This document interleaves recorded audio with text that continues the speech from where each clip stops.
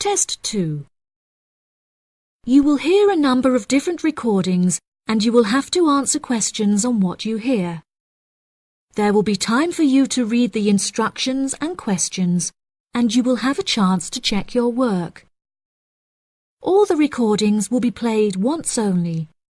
The test is in 4 sections. At the end of the test, you will be given 10 minutes to transfer your answers to an answer sheet. Now turn to Section 1. Section 1. You will hear a woman phoning to inquire about exhibition information. First, you have some time to look at questions 1 to 4.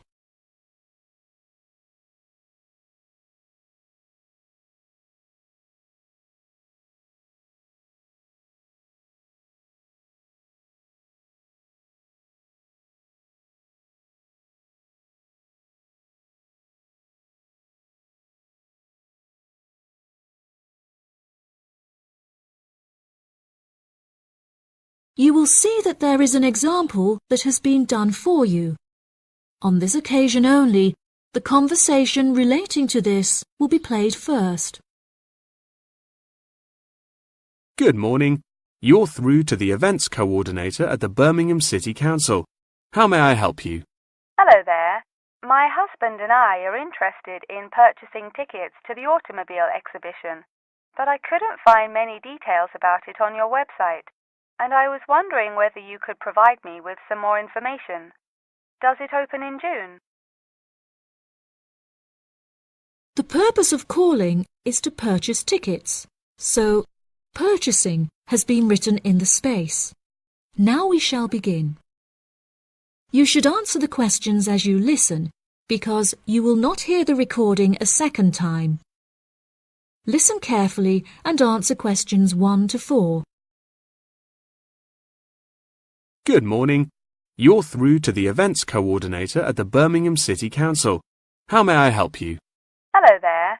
My husband and I are interested in purchasing tickets to the automobile exhibition, but I couldn't find many details about it on your website, and I was wondering whether you could provide me with some more information. Does it open in June? Yes, of course, madam. The exhibition will take place during July and will showcase the history of automobiles from the very first commercial car in the late 1800s all the way through to the present day. Is the exhibition open for the duration of July? No, madam. The exhibition will last 3 days, from the 1st of July to the 3rd of July, and then the cars will be taken to another exhibition. Okay. Does the exhibition focus on a certain manufacturer? No. It will showcase a wide range of manufacturers. Wonderful. I'm ever so fed up of going to these shows and only seeing one manufacturer. Are there any opportunities to sit in or even drive the cars? There will be many opportunities for you to sit in the cars. However, some of the cars will only be available to observe. We are yet to be told whether any of the antique cars will be available to drive. However, there will certainly be an opportunity to test driving some of the more modern cars on a purpose-built track. That sounds like great fun. I mustn't forget to bring my camera, or my husband will never forgive me.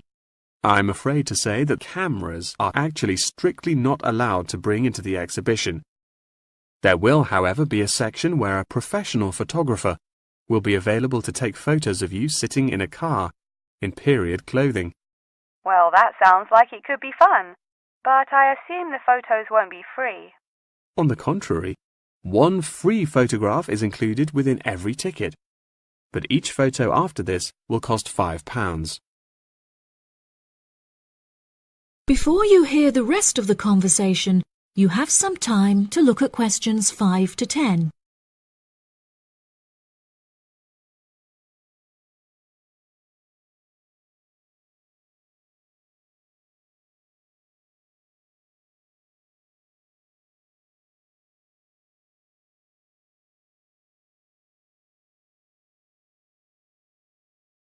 Now listen and answer questions 5 to 10.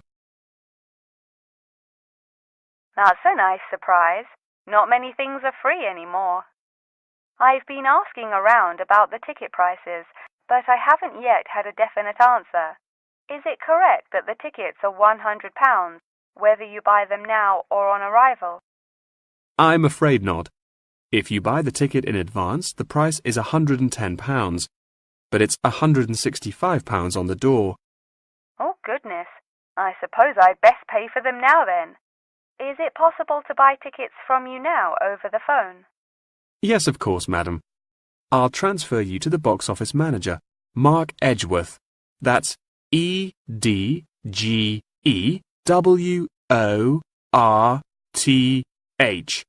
And he will probably need to take your credit card details and some personal details. Yes, that's fine. Before you transfer me, I just need to ask a few more questions. Will the exhibition be held in the Birmingham Exhibition Centre? I think that's where I went last time. No, madam. The Birmingham Exhibition Centre is currently undergoing some renovations, so this year all exhibitions will be held in the Summer Palace. Summer Palace? I'm not entirely sure where that is. Well, it's not too far from City Centre. Once you're in the centre, you should be able to find signs for the palace. If not, most people in Birmingham will be able to direct you. Neither my husband nor I am particularly good with directions. Is there anywhere I can find this information on the internet? Our website will give you an address. Perhaps you could visit www.directions.com for more detailed information, and they should be able to provide you with step-by-step instructions. Okay. And is this the best way to contact you, by phone? I think the most convenient way to contact us is inquiring online, which is much simpler than having to dial various different numbers to reach the right person. Unless you have any more questions, I'll transfer you now. No, that's great. Thank you for your help. That is the end of section 1. You now have half a minute to check your answers.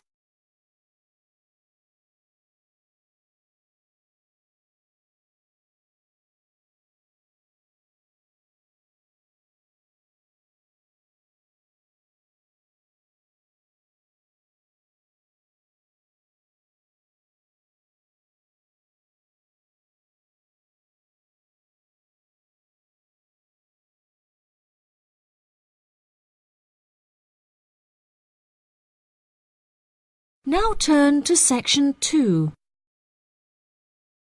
Section 2. You will hear part of a talk given by a member of staff at a hospital. First, you have some time to look at questions 11 to 15.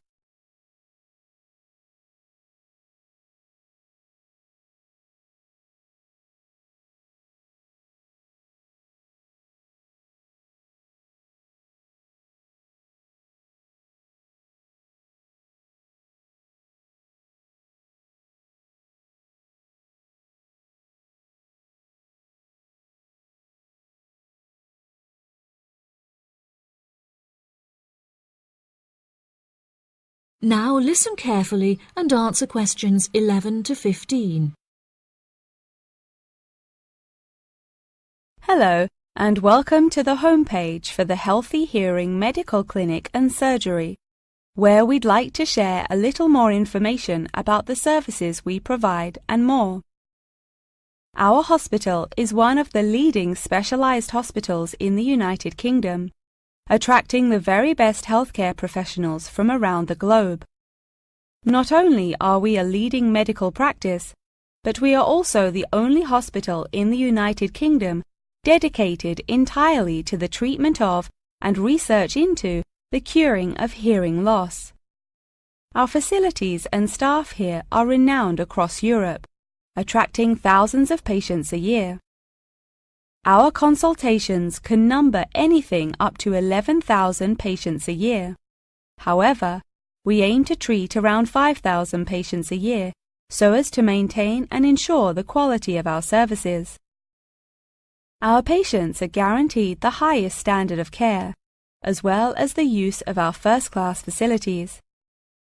All patients requiring overnight treatment are provided with their own private room with ensuite facilities, as well as a state-of-the-art entertainment center, which includes a flat-screen LCD television and PlayStation. Appointments with our healthcare professionals can be made at any time during the week, with female doctors available between 8 a.m. and 11 a.m. If you need to see a doctor outside of these times, please visit the Out of Hours page of our website for more information. Our doctors are all trained to an exceptionally high standard and practice a vast array of specialities. Mr. Roberts is a fully qualified ear and throat specialist. Mr. Edwards is a pediatric hearing specialist, while Mr. Green specializes in reversing hearing loss. For more details about our people, please visit the staff members page on our website. During a consultation, doctors will sometimes decide medication is required, for which patients should receive a prescription. There are several pharmacies within the city. However, we recommend that patients use the pharmacy housed within our healthcare facility. Our in-house pharmacy is well stocked at all times. Our products are competitively priced, and our pharmacists are on hand to help and advise from 8 a.m. until 10 p.m. from Monday to Saturday, and from 9 a.m. until 12 p.m. on Sundays. If you require any help outside of these hours, please see our Out of Hours page on the website. Since the Healthy Hearing Medical Clinic and Surgery also functions as a teaching hospital, we aim to provide our students with every opportunity to expose themselves to medicine in practice. Therefore, we would like to encourage our patients to give their consent for a medical student to attend their consultations. If our patients are not comfortable with this, there will be a form at reception where patients will be able to opt out. Before you hear the rest of the talk, you have some time to look at questions 16 to 20.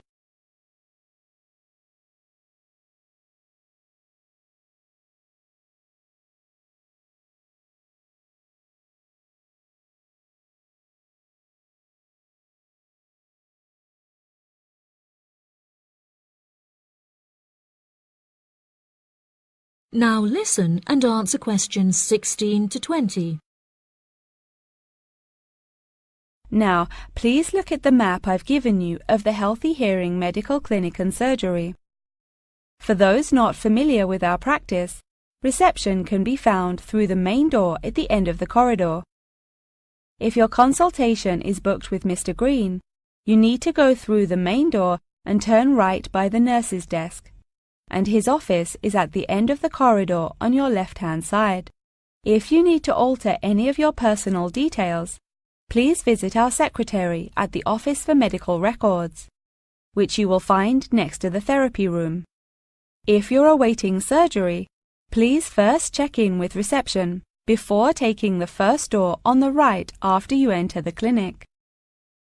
Finally, in the event that you feel disappointed with any of the services we have provided, or have any further questions, please locate our manager's office, which can be found near the Office for Medical Records and between two closets. If you have any more questions about the Healthy Hearing Medical Clinic and Surgery, please do not hesitate to contact us on 01 256 111 111. That is the end of section 2. You now have half a minute to check your answers.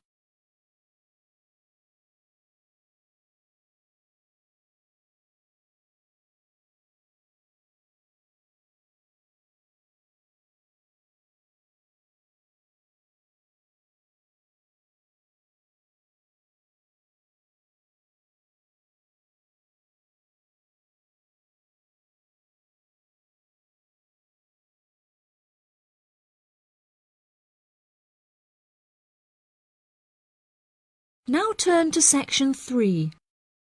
Section 3. You will hear Jim and Jane, two students, talking about their professor's lecture. First, you have some time to look at questions 21 to 25.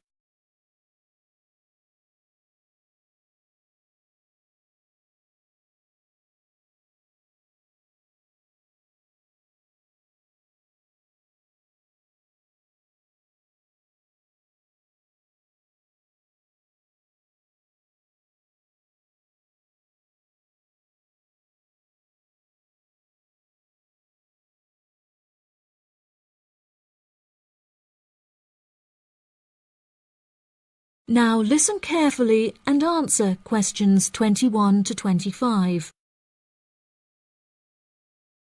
Jane, what did you think of Professor Morgan's lecture?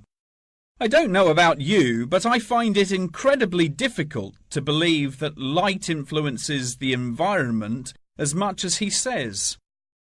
I've never seen any journal articles, websites or anything that verifies his arguments. It's stupid.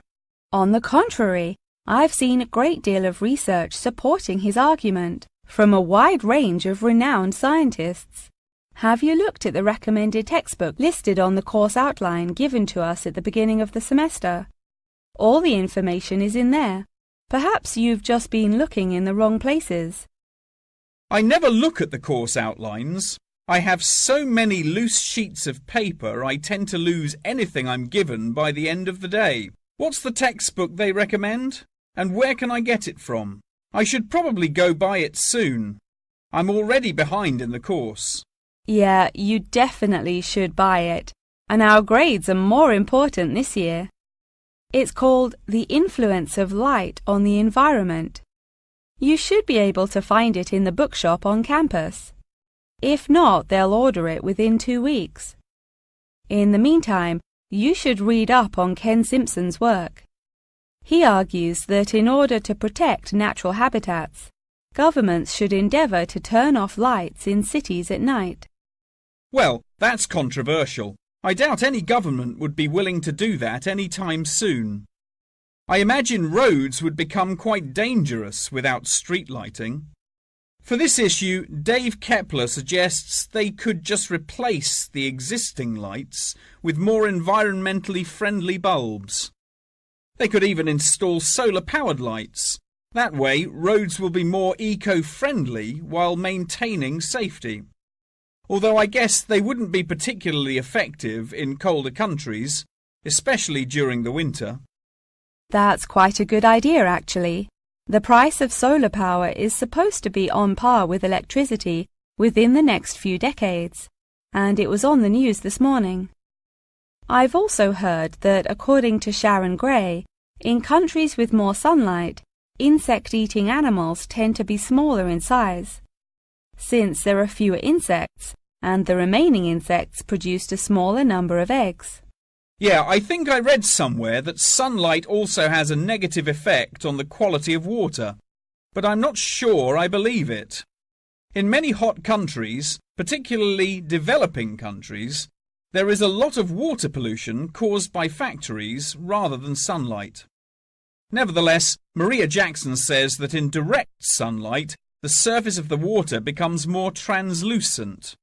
Therefore, it affects the amount of sunlight that aquatic insects can absorb. Not much research has been undertaken to prove Jackson's theory, but it seems to have been widely accepted anyway. I've never heard of that. I'll have to look it up on Google.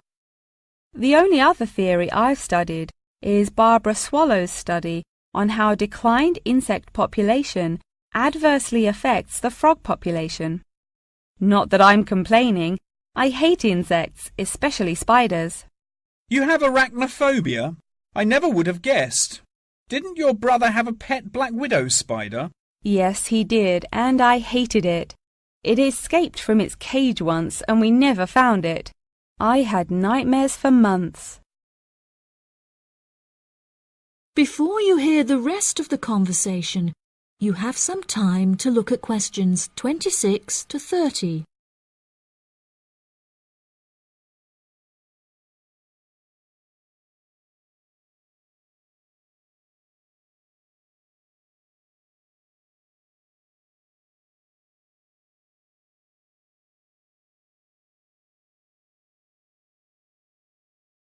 Now listen and answer questions 26 to 30. Okay, now I'm getting goosebumps. Let's change the subject. What's your stance on natural and artificial light? Honestly, I'm not sure it makes much difference which one you use. Species will die out either way.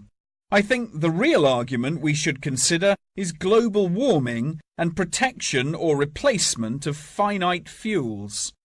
Solar power provides us with an incredible opportunity to replace electricity, and governments should definitely increase spending on research in this field. The theories discussed in our lectures, like Simpson's and Gray's, are so vague and lack proof, so I don't understand why we even study them. I see what you mean. I don't like learning unsupported theories for exams, and I'd rather spend my time learning something else. For example, I'd be much more interested in studying the animals in safari parks than researching migratory birds, particularly the effect of tourists on the quality of life of animals. As we know, every year thousands of visitors will drive in their own vehicles or ride in vehicles provided by the facility to observe freely roaming animals. Yeah, that would be really interesting. Especially those animals living in more tropical countries like Borneo. Following on from that, I want to study how bringing animals over from foreign countries to put in our zoos affects their life expectancy. For example, do you remember when China sent pandas to Edinburgh Zoo? Apparently, one of the pandas became depressed, but it was never explained why. To me, obviously, you can't take an animal out of its natural habitat and put it in a cage on the other side of the world. It just doesn't work. That is the end of section 3. You now have half a minute to check your answers.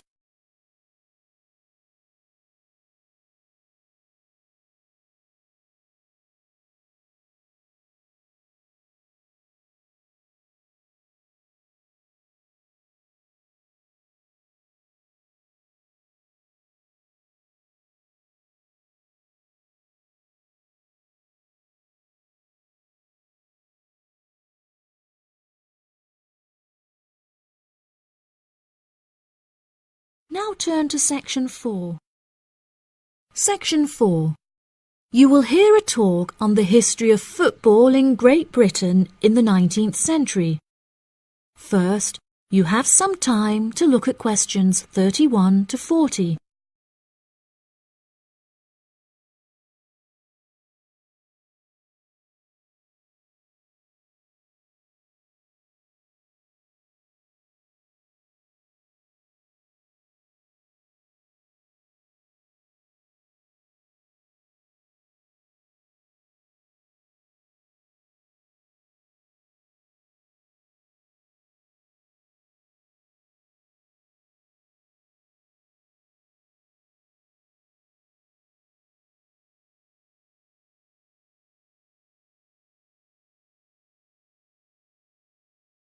Now listen carefully and answer questions 31 to 40. Great Britain is often hailed as the home of football, with talented players travelling from far and wide to play for teams in the English Premier League, one of the most popular football leagues on the planet. Today we are going to take a look back to the 19th century Great Britain, in an attempt to trace the evolution of the beautiful game, as it is now known. Prior to the 19th century, the game featured a wide variety of local and regional adaptations, which were later smartened up and made more uniform to create our modern-day sports of association football, rugby football, and Ireland's Gaelic football. Even up to the mid-19th century, Shrovetide football, or mob football, was still widely practiced. According to the rules of mob football, there were no rules. A player could legally use any means whatsoever to obtain the ball, such as kicking, punching, biting, and gouging, with the only exceptions being murder and manslaughter. These games may be regarded as the ancestors of modern codes of football, and by comparison with later models of football, they were chaotic and had few cooperation. Towards the latter end of the 19th century and moving into the early part of the 20th century, however, there appeared a newfound emphasis on moral values in football. Perhaps a more modern example of this can be seen in John Terry's suspension as England captain, following reports of his infidelity to his wife. Furthermore, as mob football died away, there grew a greater concern for players' health and general well-being, with many clubs affording their top players access to frequent medical checkups and treatment. Despite the presence of Great Britain's unique state-funded National Health Service, football clubs are still seen today providing team members with state-of-the-art healthcare facilities, with the top clubs even housing their own specialist doctors and physicians.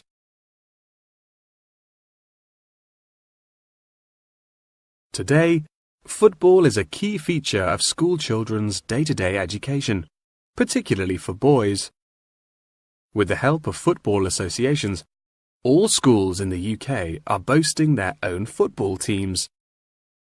This mainly comes as a result of pressure put on schools and the government by concerned parents, who felt that football education taught their children valuable lessons and indeed vital life skills, such as teamwork and a drive to succeed. Nowadays, many of the UK's top football clubs provide training facilities and outreach programs in an attempt to educate the nation's aspiring youths. As I previously mentioned, it was only during the 19th century that football in its uniform concept truly began to emerge, with footballers previously playing according to their own versions of the rules. However, it was not until the early 20th century that different players actually began to play according to these standardized rules. Prior to the 19th century, football was played by all the major English public schools, including the likes of Eton College, Winchester College, and Harrow. In 1848, there was a meeting at Cambridge University in an attempt to lay down the laws of football. Present at the meeting were representatives of each of these major public schools, whom each brought a copy of the rules enforced by their own individual school's rules of football. The result of the meeting was what is now known as the Cambridge Rules, thereby uniting the rules from across the country into one simple document. However, the Cambridge Rules were not liked by all, and a new set of rules, Thring's Rules, compounded in the book The Simplest Game, became commonplace among dissenters. Across the country, improvements in infrastructure and public transport had a knock-on effect of dramatically increasing attendance to football games. Football quickly became a social event where spectators would meet friends, drink tea, and chat about the good old days. As football became more and more popular, it was decided that more money should be invested in maintaining the quality of pitches, amongst other things, and there was even talk of installing seating for spectators. However, the question of who was to foot the bill quickly became a divisive issue, with many believing that the government should fund football's development as a national sport. But in the end, the onus fell upon Britain's local and regional football clubs for the funding and development of the Football Association. They became responsible for the upkeep of football grounds, began to pay their best players a small salary, and organised competitions against other local and regional teams. And there began England's Football Association, or the FA, as we know it in its current form, the governing body of football in England. As the FA continued to grow and accumulate greater wealth, it was able to attract more and more talented young men from across the country, before finally accepting professional talent in the early 20th century. Today, football is played at a professional level all over the world. Millions of people regularly go to football stadiums to follow their favourite teams, while billions more watch the game on television or on the internet. That is the end of section 4. You now have half a minute to check your answers.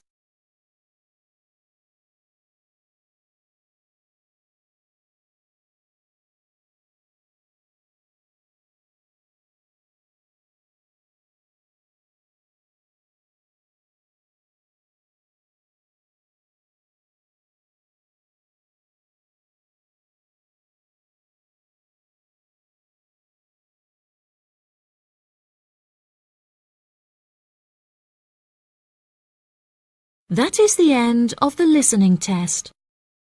In the IELTS test, you will now have 10 minutes to transfer your answers to the answer sheet.